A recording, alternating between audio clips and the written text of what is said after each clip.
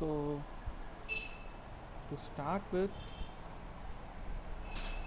we'll just see about the fundus photography today. So usually the reason why we use a fundus photography is it is like to capture the image of the fundus, and then these are the things which you have to consider before when you interpret or when you start taking a fundus image.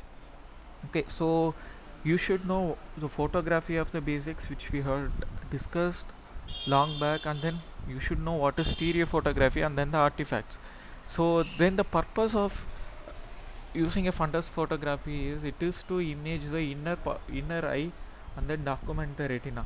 So we prefer to have, so that in case if there is any lesions, we will be able to measure the lesions, and then in the follow up we will be able to monitor whether is there a progress or with the treatment, or is there any worsening of the conditions. So these are the purpose why we majorly use a fundus photography.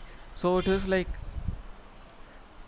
fundus camera is a low power microscope, okay, which has an attached camera. So the camera which we use actually is described by the angle of view. So it is like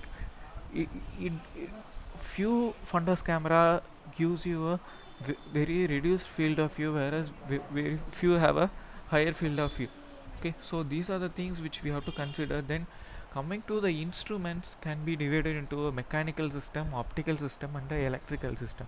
So mechanical system are the one which has a where we can adjust the table height, chin rest, and other things with the help of joysticks. And the optical system is which is useful in adjusting the images. Then the electrical system is the light source which helps in taking up the capturing the image.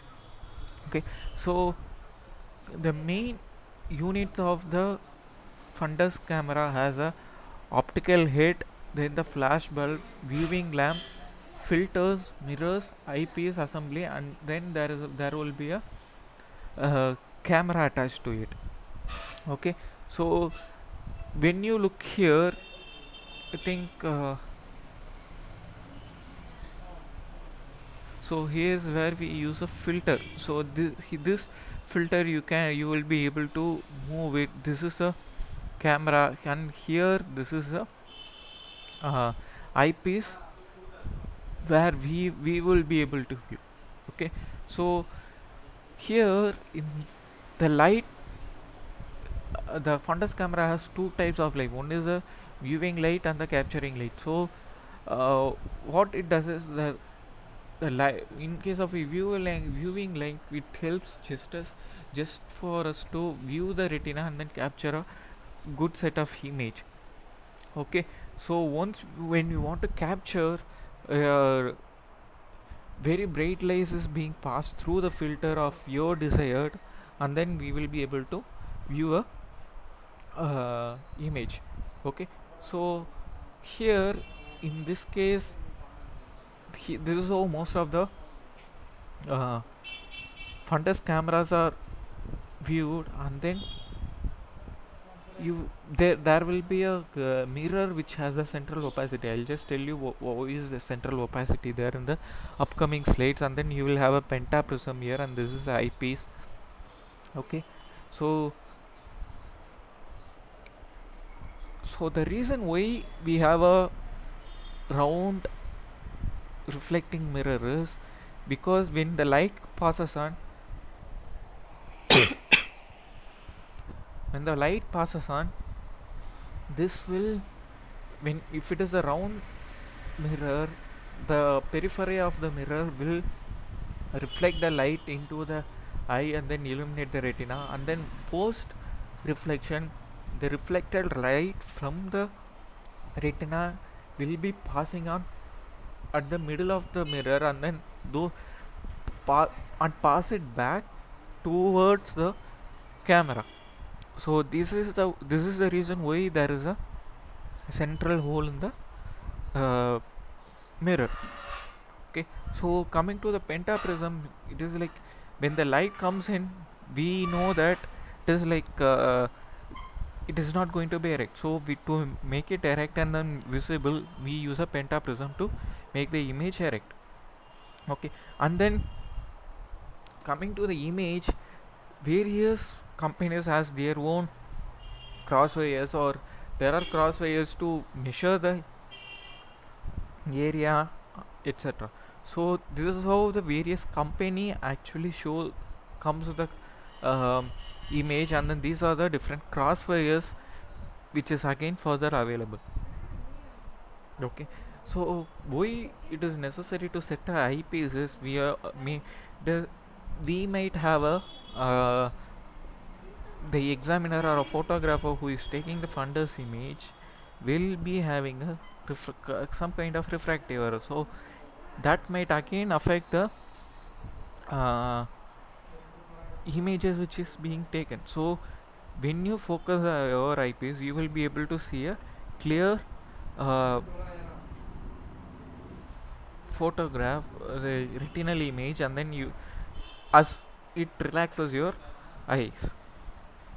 Okay, so getting back, it is like how we do that is, it is like we just rotate it based on our refractive error.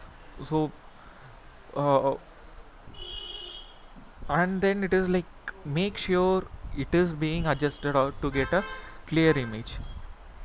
Okay, so coming to the best image purely depends on the best correction which you give.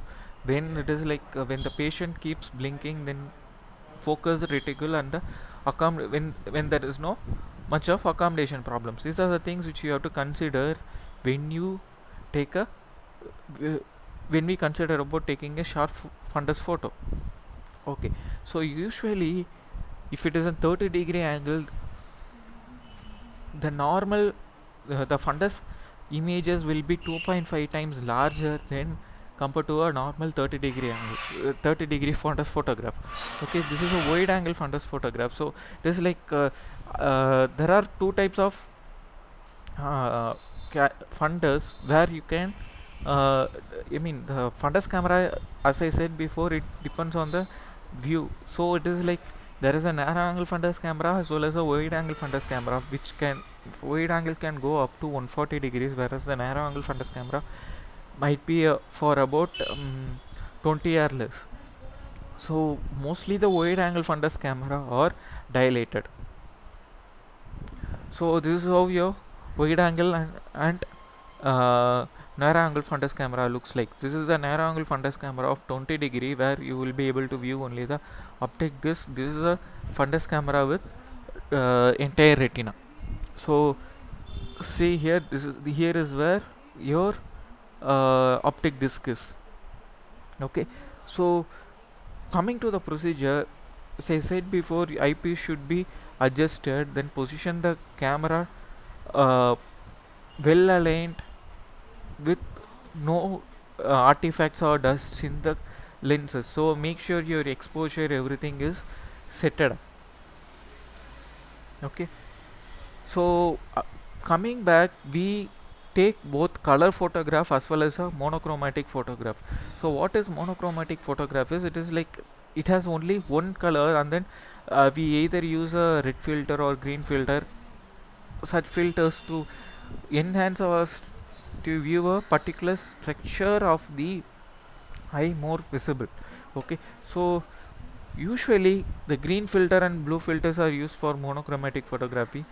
Green filters is an excellent choice for demonstrating the retinal vascular changes, then blue filters for visualizing the vitreoretinal interface.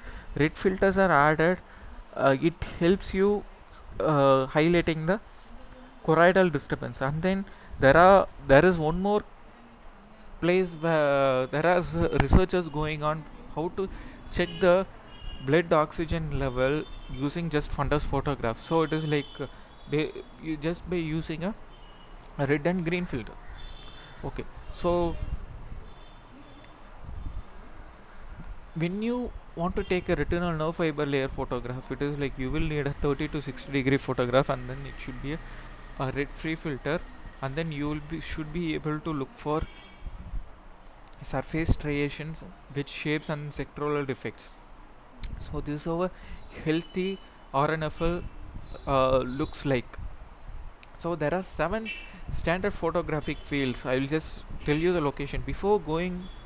See, just saying about the locations, you should know the protocol, which landmark you should take in case of a DR specification. In case you should be able to design how you take the image with just 30 degree of retinal camera, and then how you can take the other areas, and then you should be able to see how to tilt, learn how to tilt the camera and then take, because when you tilt there will be astigmatism which is being induced. These are the 7 standard photographic field, which is a disc, macula, temporal to macula, superior temporal, inferior temporal, superior nasal, and inferior nasal. So this is how the images are being overlapped. So these images are taken separately as in 7 standard locations. So these are being joined together, just one by one. We just join together with 7 standard points, and then we just take a image here. Okay, so when you take a peripheral fundus, as I said before, there will be an astigmatism which is being induced. So if your camera has a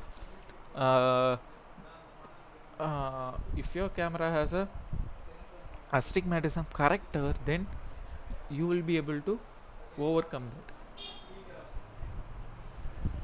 Okay, so getting back again, what is stereo photography? Stereo means it is binocular. So what we do here is we take 2 images and then overlap, so same as how our binocularity works. So it is like we take two images of the same object at 2 different angles and then overlap, so that there is a depth perception. We do the same here, and then here it can be divided into 2 types. One is a sequential and then a simultaneous. So here the images are the 2. The brain is what interprets as a stereoscopic images. So coming to sequential photography, so what it actually happens is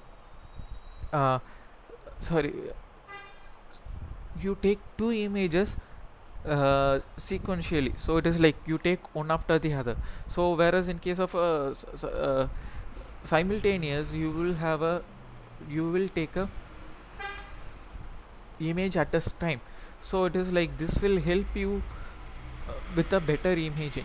So this is how a sequential photography looks like. And then case of a simultaneous, it is like 2 images are taken with a single flash, so which will have a beam splitter, and then you just take it. So it is like this is more precise than compared to the other, because whereas in the other you will have a problem with patient fixation, and then your reaction time is much needed, and then you have to focus both the sides as fast as possible to have a better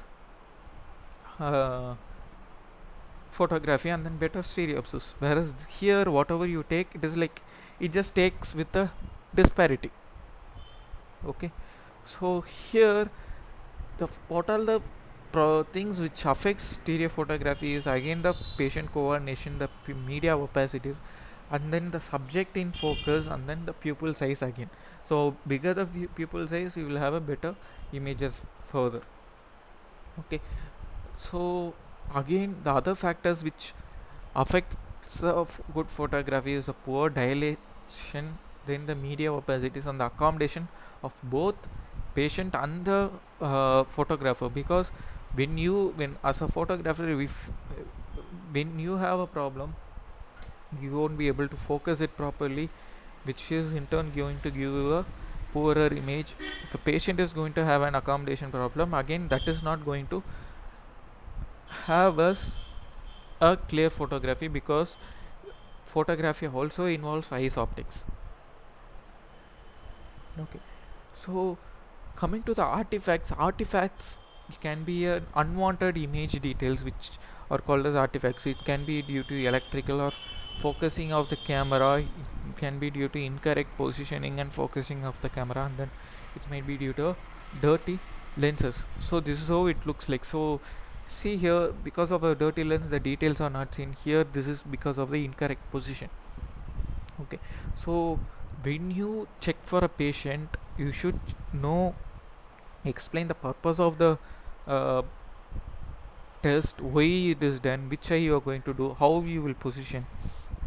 So these are the things which you have to do. This is like what are the after effects.